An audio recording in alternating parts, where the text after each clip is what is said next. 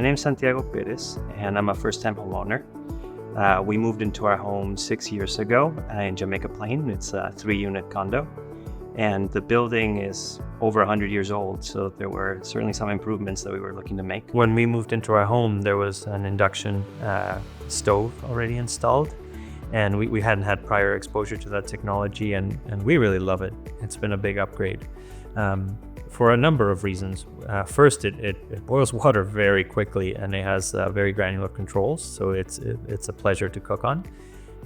But in addition, I think there's more and more evidence that's coming out about how gas stoves worsen air quality in the home, which was a concern.